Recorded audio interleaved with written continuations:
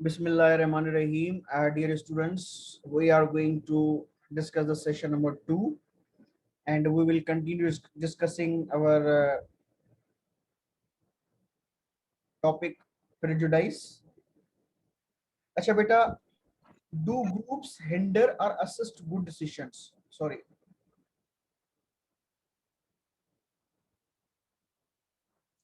अच्छा बेटा, इसमें पहला पॉइंट जो है वो हमने क्या डिस्कस किया था, वो था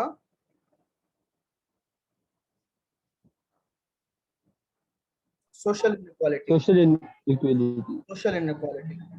अच्छा बेटा, सोशल इनइक्वालिटी के बाद जो है हम डिस्कस करेंगे सोशलाइजेशन, यानी कि ये जो तासुब है ये बच्चों को सिखाया जाता है। बच्चे जो हैं वो अपने माँ बाप को यानी कि मॉडल समझते हैं। जो काम माँ बाप करते हैं वही बच्चे करते हैं। ठीक है बेटा। तो चूंकि बड़े लोग क्या होते हैं, जो हमारे एडल्ट होते हैं, बड़े होते हैं, वो तासुब का मुजाहरा करते हैं, फला लोग ऐसे, फला लोग ऐसे। अब ये चीजें तो छोटे बच्चे बैठकर देख रहे होते हैं, तो वो अनकॉन्शियसली वही सारी चीजें सीख रहे होते हैं।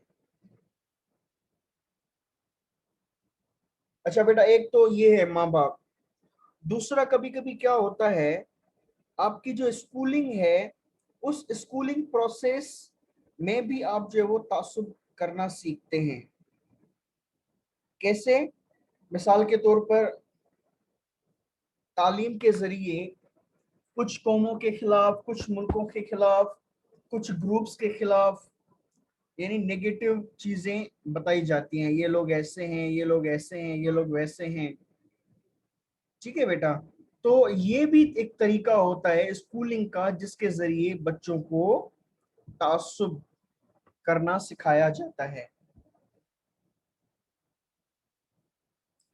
The influence of family socialization appears in children's prejudices, which often mirror those perceived in their mothers. यानी छोटे बच्चे जो हैं वो अपने आसपास के माहौल से, अपने माँ बाप के बिहेवियर से चीजें चुनते हैं, चीजें चूज करते हैं। और अक्सर औकात क्या होता है, चूंकि बाप से ज्यादा माँ यानी अपने बच्चे के करीब तर रहती है, तो माँ जो है उसके जरिए बच्चा जो है यानी कि सीखता है। आपने देखा होगा जो अमीर औरतें होती हैं, अमीर फैमिलियां होती हैं, उनकी जो मम्माएं होती हैं वो अपने बच्चों को रोकती रहती है, ना बेटा ना, फला बच्चे ये इनके साथ ना करें, ये गंदे बच्चे हैं। अब आपने, चूंकि वो गरीब हैं तो आपने उनको गंदे बच्चे कह दिया। अब वो जो बच्चा है उनको गंदा समझना शुरू कर देता है कि ये तो है ही गंदे, यानी मैं इनसे बहुत अच्छा हूं और वो मुझसे बहुत बुरे हैं।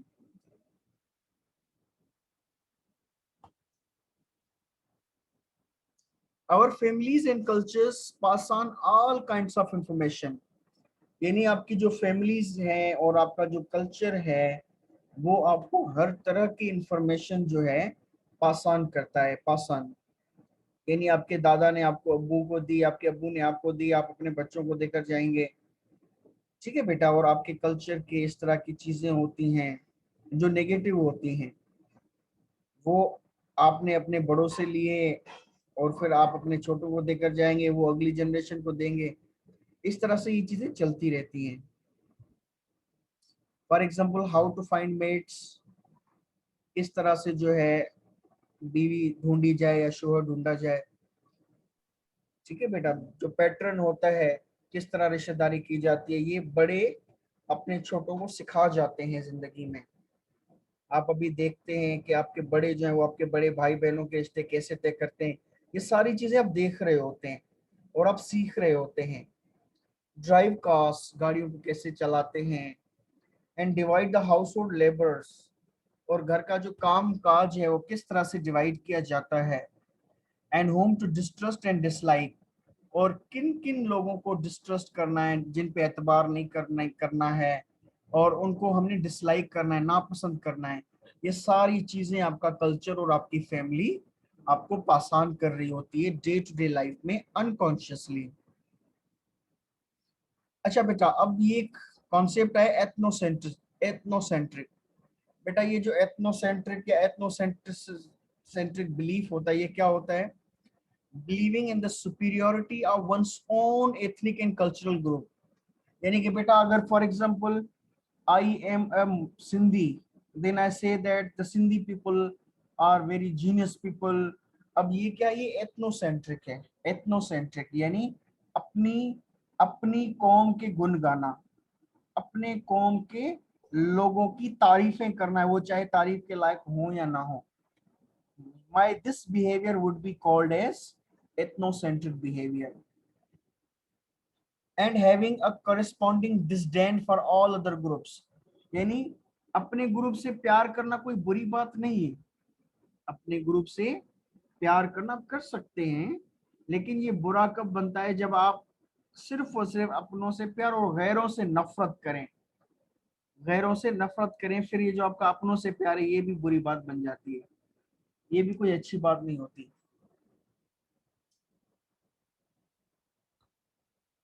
ठीक है बेटा, तो ये था एथनोसेंट्रिक, एथनोसेंट्रिक फीलिंग्स। अच्छा बेटा, उसके बाद authoritarian personality. Authoritarian personality is also the root cause behind prejudice. बेटा, ये शख्सियत की एक किस्म होती है। किस किस्म का ये बंदा होता है?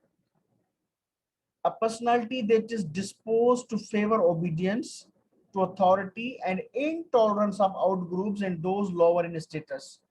अच्छा बेटा, ये किस तरह की पर्सनालिटी होती है? आपने देखा होगा कुछ लोग जो है, यानी आपने देखा होगा कुछ लोग, यानी जो उनसे ज्यादा होते हैं, फॉर एग्जांपल कोई मखदूम हो, कोई पीर हो, कोई पॉलिटिशियन हो, उन लोगों की गुलामी करते उनको बड़ा फख्र होता है, उनके पाँव को छूना, उनके आगे झुकना। यानी उन लोगों के आगे झुकना, ये बंदा अपना बड़ा फख्र महसूस करता है। इस तरह के बंदे को अथॉरिटेरियन, ये अच्छा, यानी ओबीडियंस, ओबीडियंस का एलिमेंट होता है। और दूसरा होता है इंटॉलरेंस ऑफ आउट ग्रुप्स, यानी बाहर के जितने भी ग्रुप्स होते हैं जिनके साथ उसका ताल्लुक नहीं है, उनके लिए क्या होती है? डिसडेन। डिसडेन, डिसडेन या इंटॉलरेंस, यानी वो उनकी किसी चीज को टॉलरेट ही नहीं करता। इस तरह की पर्सनालिटी को हम अथॉरिटेरियन पर्सनालिटी कहते हैं। बेटा, इसमें दो बातें होती हैं।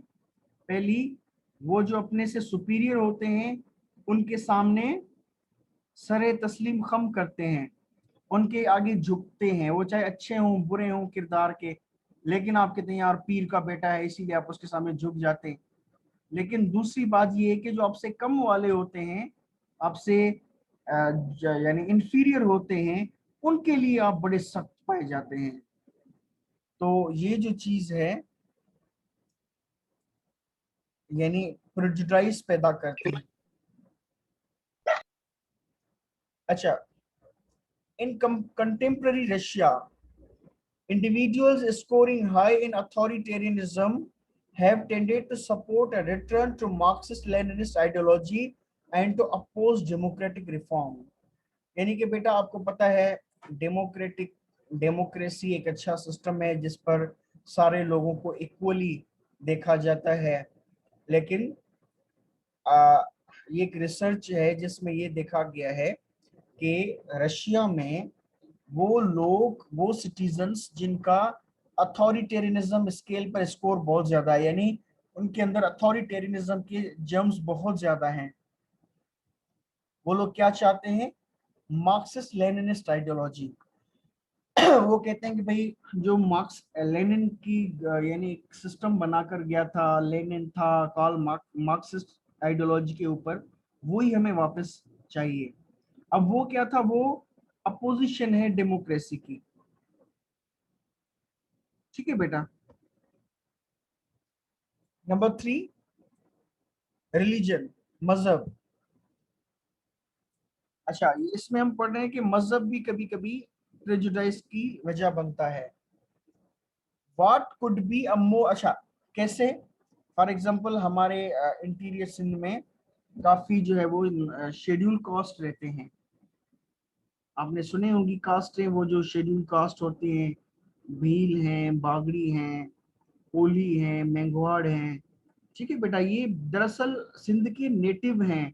एक होते हैं ना शुरू शुरू के जो रहने वाले, यही है जो असल यानी सिंध के रहने वाले लोग।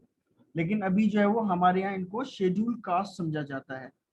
और इस तरह का कोई बंदा होता है तो आपको पता है हमारे यहाँ ये कल्चर पाया जाता है, उनके लिए गिलासेस अलग रखे जाते हैं, उनके साथ खाना नहीं खाया जाता, उनके साथ पानी नहीं पिया जाता। किस वजह से? मजहब की वजह से। उनका मजहब कुछ और है। What could be a more powerful justification than to believe that God has ordained the existing social order? यानी कि बेटा कभी कभी क्या होता है कि हम अपने जो जो कोई हम बिहेवियर जस्टिफाई कर रहे होते हैं, किसी गैर मुस्लिम के साथ नारवा सलूक कर रहे होते हैं, फिर उसको मजहब का लिबास पहना रहे होते हैं कि भाई अल्लाह ने ऐसा कहा है, इनके साथ ऐसा बिहेव करें। ठीक है बेटा, तो ये इनकी मिस इंटरप्रिटेशन होती है। एक सर जी बेटा। सर ये तो ऐसा तो इंडिया में भी होता है, जैसे कि मुस्लिम के साथ किया जाता है जी 10 बोल। जी बेटा, बिल्कुल बिल्कुल। अच्छा, in almost every country leaders invoke religion to sanctify the present order। अच्छा, यानी कि बेटा आपको पता है ना, मजहब को इस्तेमाल बहुत ज्यादा किया जाता है, उस पर अमल कम किया जाता है और इस्तेमाल बहुत ज्यादा किया जाता है। खलील जिब्रान को अगर आप लोग पढ़ेंगे तो खलील जिब्रान की जितनी भी राइटिंग्स हैं, जितने भी बुक्स लिखे हैं उसने, उसमें उसने मजहब के गलत इस्तेमाल को बहुत ज्यादा हिट किया है। यानी कि वो जो उस जमाने के क्रिश्चियन थे, यानी कि 16वीं 17वीं सदी के, 15वीं 16वीं 17वीं 18वीं सदी के, वो लोग यानी चर्च को बहुत बड़ा इस्तेमाल करते थे अपनी फेवर्स के लिए।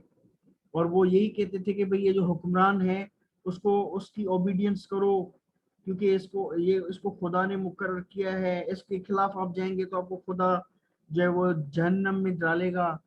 तो जो करंट उनका यानी सिस्टम था, उस सिस्टम को लोग तोड़े नहीं, और फिर उन पॉलिटिशियन से ये लोग अपने लिए फेवर्स ले रहे थे। तो वो अपने करंट सिस्टम को चलाने के लिए वो उस पर ठप्पा लगा देते कि भाई इस तरह इसको खुदा नहीं बनाया है, इस सिस्टम को, और खुदा चाहता है कि यही बादशाह हुक्मरान करता रहे, ये खुदा का नायब है। ठीक है बेटा, तो इस तरह का ये जो है वो पाया जाता है, यानी मजहब को इस्तेमाल करके करंट जो स्टेटस को है उसको बरकरार रखा जाता है। The use of religion to support injustice helps explain a consistent pair of findings concerning north American Christianity. यानी कि बेटा मजहब को इस्तेमाल, ये जो आपको पता है कॉलोनियलिज्म, अब इंडिया पर अंग्रेजों ने हम यानी हुकूमत की है 150 साल तक, और अंग्रेज जो है वो बाकी ममालिक में भी उन लोगों ने हुकूमत की है। तो ये लोग दूसरे मुल्कों पर हमला करना, वहां के लोगों से लूट मार करना, उनके ऊपर हुकूमत करना, अच्छा ये क्यों करते थे? इस चीज को बेटा वो जस्टिफाई भी करते थे। उन लोगों के पास क्या जवाब होता था? अब अंग्रेज अंग्रेज से आप पूछेंगे ना भाई आप लोग क्यों इंडिया में आए, तो वो कभी भी नहीं कहेंगे भाई हम लूटने आए थे इंडिया को। वो कहेंगे भाई इंडिया के लोग तो अनसिविलाइज थे, हम लोग तो उनको सुधारने आए थे, हम लोग तो उनको सुधारने आए थे। Church members express more racial prejudice than non members. यानी कि बेटा यहाँ पे तो चर्च मेंबर्स हैं, लेकिन आप इसको थोड़ा जनरलाइज कर दें हर मजहब पे, चाहे इस्लाम हो, चाहे क्रिश्चियनिटी हो, चाहे हिंदुइज्म हो, जो भी लोग यानी मजहब के करीब तर होते हैं अक्सर। अच्छा बेटा, एक एक होता है रूहानी बंदा और एक होता है मजहबी बंदा। रूहानी बंदा वो होता है जो अल्लाह के साथ बहुत ज्यादा क्लोज होता है। इस तरह के बंदों में आप ये नहीं पाएंगे, वो चाहे ईसाइयत में हो, वो चाहे हिंदुइज्म में हो, यानी जिस बंदे में भी रूहानियत होगी ना, वो कभी भी किसी भी इंसान को खुद से कम नहीं समझेगा, वो उसके साथ मोहब्बत करेगा। लेकिन जो मजहबी होते हैं, यानी वो सिर्फ इबादत की तरफ हो लेकिन इंसान की तरफ उनका झुकाव ना हो, वो लोग मजहबी होते हैं बेटा, वो रूहानी नहीं होते। तो जो जो जितना मजहबी होता है वो उतना ही यानी कि दूसरे मजहब वालों के साथ नफरत करता है। मैं आपको एक मिसाल बताता हूँ। चंद साल पहले, 2-3 साल पहले जब मैं फेसबुक यूज किया करता था, तो एक पोस्ट आई, यानी मैंने देखी वहां पे, एक कार्ड था, इनविटेशन कार्ड था शादी का।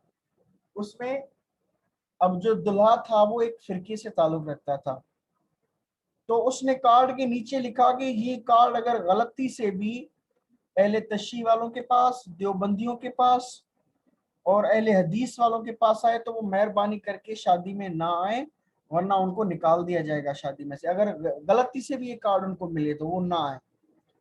तो आप देख सकते हैं कि वो अपने फिरके के साथ तो बहुत ज्यादा अटैच था, लेकिन उसकी वजह से वो दूसरों के साथ किस कदर नफरत करता था, किस कदर तासुब करता था कि वो उनको आसपास भी नहीं देखना चाहता था। Those professing traditional or fundamentalist Christian beliefs express more prejudice than those professing more progressive beliefs। यानी कि बेटा दो तरह के लोग होते हैं, वो चाहे हिंदू हो, क्रिश्चियन हो, ईसाई हो। एक वो होते हैं जो यानी पुराने जमाने के और बहुत ज्यादा यानी एक्सट्रीम लेवल के बिलीव्स को पकड़ के ले चल कर ले रहे होते हैं, वो दूसरे लोगों को टॉलरेट ही नहीं करते। लेकिन बाकी के लोग काफी प्रोग्रेसिव होते हैं। प्रोग्रेसिव क्या होते हैं, वो अपने मजहब को भी पढ़ते हैं, दूसरों के मजहब को भी पढ़ते हैं, फिर उन दूसरे मजहब का एहतराम भी करते हैं। ये लोग प्रोग्रेसिव कहलाते हैं। तो बेटा जो प्रोग्रेसिव लोग हैं वो उनके उनके दिलो दिमाग में इतना तासुब नहीं होता जितना कि पहले वालों के दिमाग में होता है। If Indeed religion causes prejudice, यानी अगर मजहब की वजह से यानी प्रेजुडाइस पैदा होती है, then more religious church members should also be more prejudice. यानी कि जो चर्च मेंबर्स हैं वो तो फिर ज्यादा तासुब परस्त होने चाहिए इस हिसाब से अगर देखा जाए। But three other finding consistently indicate otherwise, यानी कि सिर्फ ऐसा नहीं है, तीन जो सबूत हमें मिले हैं, कंक्लूजन्स मिले हमें, वो कुछ और बता रहे हैं। वो क्या है? Among church members, faithful church attenders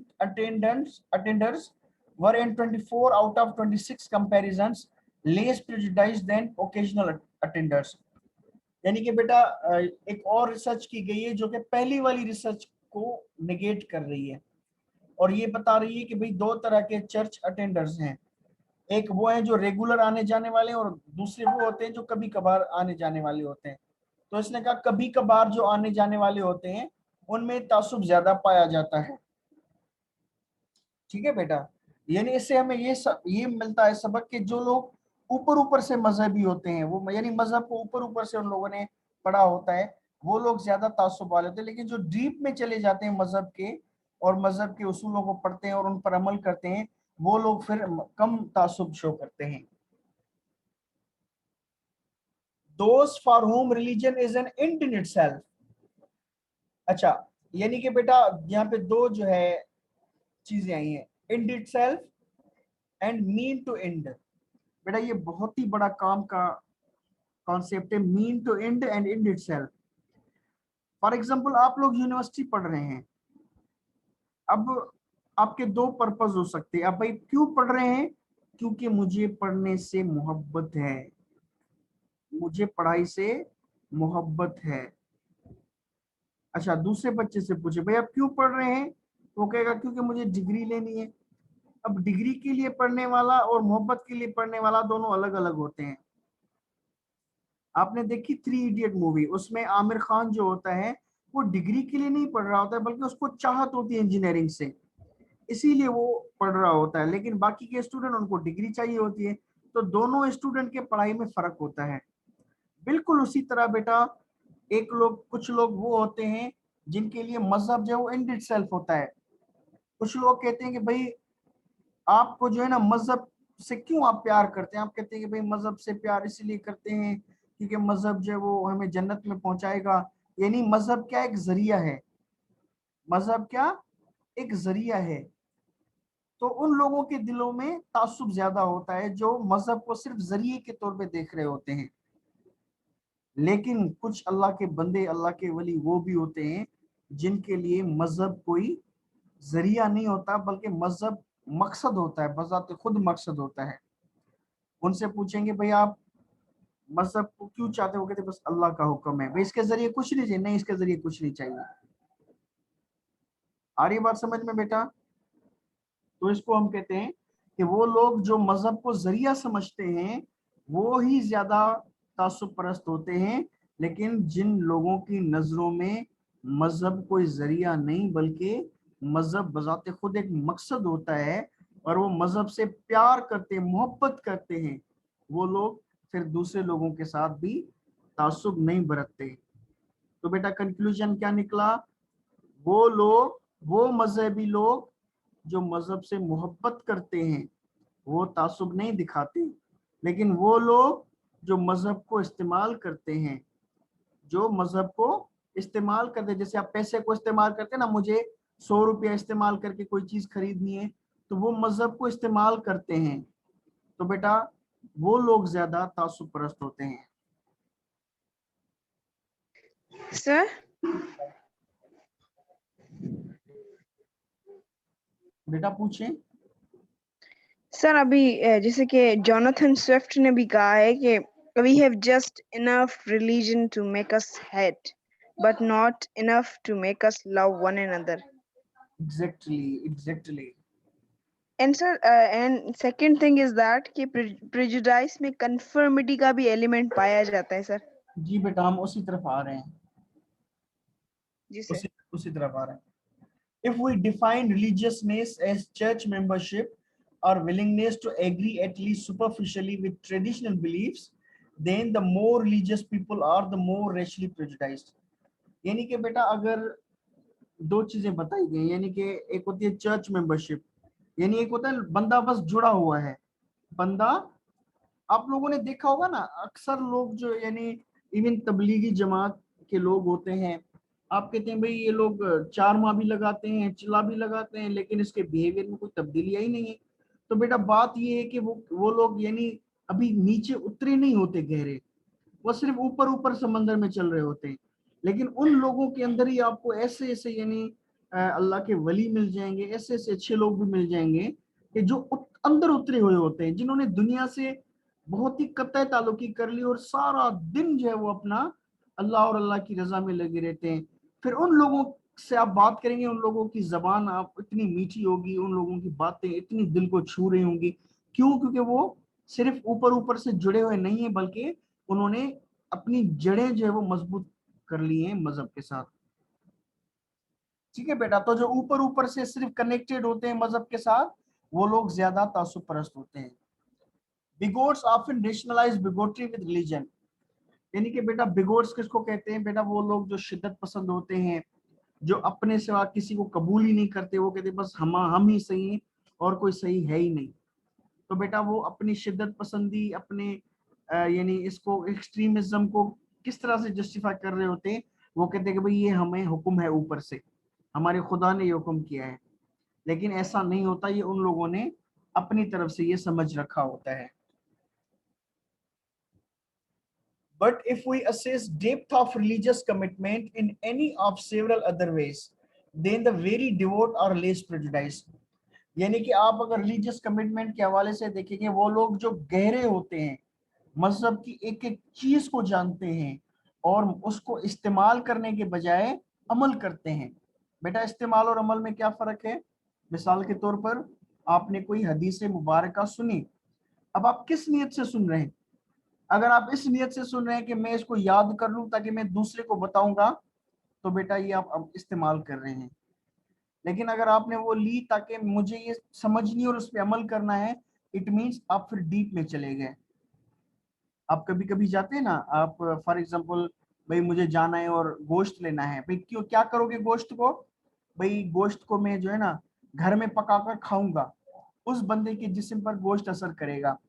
लेकिन आप जाते हैं गोश्त लेने, हाँ भाई क्यों लेने जाते हो? क्योंकि ये मैं आगे किसी और को बेच दूंगा। भाई फिर गोश्त लेना और बेचना आपके जिस्म पर उसका असर हरगिज भी नहीं होगा। बिल्कुल उसी तरह से जो लोग मजहब को सिर्फ इस्तेमाल करते हैं, वो लोग मजहबी रूहानी नहीं होते। मजहबी तो आप कह सकते हैं, लेकिन रूहानी नहीं होते, और मजहब का जो जादू है वो उन पर कभी भी असर नहीं कर सकता। Hence, the religious roots of the modern civil rights movement, among whose leaders were many ministers and priests. अच्छा, यानी कि बेटा आप लोग देखेंगे कि ये जो सिविल राइट्स मूवमेंट्स थी, अमेरिका में चली और काफी सारी मूवमेंट्स जो चलती हैं, उनमें फिर ऐसे लोगों का भी रोल होता है, मजहबी लोगों का रोल होता है, लेकिन किस तरह के वो होते हैं, जो डीपली कमिटेड होते हैं उन आइडियाज के साथ। आप देखिए मार्टिन लूथर किंग का किरदार देखिए अमेरिका की सिविल राइट मूवमेंट्स में। ठीक है बेटा, वो भी तो मजहबी बंदा था, लेकिन वो इस्तेमाल नहीं कर रहा था मजहब को, मजहब पे अमल कर रहा था, उनका जो कोई भी था। अच्छा बेटा,